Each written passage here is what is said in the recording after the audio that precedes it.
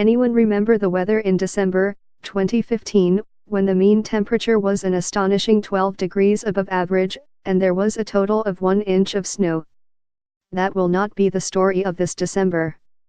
This is the look of the winds at about 18,000 feet late Monday, according to the National Weather Service. Note the orientation of the lines, running across the Pacific and into the lower 48 mainly from west to east. This kind of a pattern keeps the Arctic air bottled up to the north and keeps Pacific air behind passing cold fronts instead of Arctic air. Next, we look ahead to the projected look of those winds after the first week of December, also from the National Weather Service. Note the new orientation of the lines, which ridge up over western North America, forcing a dip, or a trough in the polar jet near the Great Lakes, Ontario and Quebec. This delivers Arctic air which has been forced up and over that western ridge. What you're looking at is an ensemble of many model runs which are showing unusually good agreement between one another so far in advance.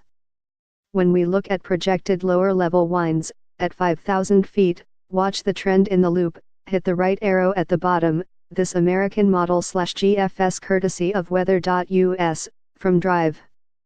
Ryan Ma. Here is the European ensemble output, which displays only to December 7, before the full pattern change.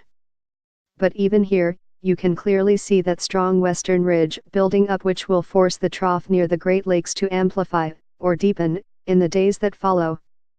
As I said, it is unusual for virtually all ensembles to show such good agreement nearly 2 weeks in advance.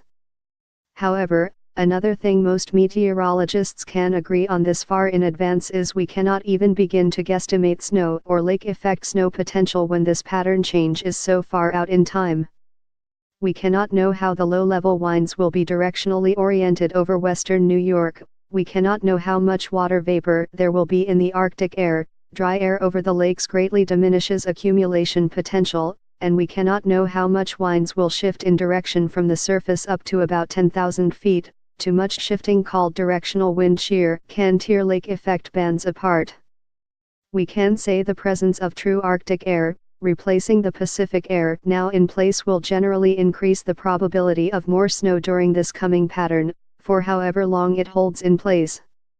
On the latter point, several long-range specialists using different predictors from one another are projecting this colder pattern with some normal ups and downs will have more persistence. Just don't ask me if it's going to snow on the afternoon of December 12 in Sloan, not without a certified check, my friend.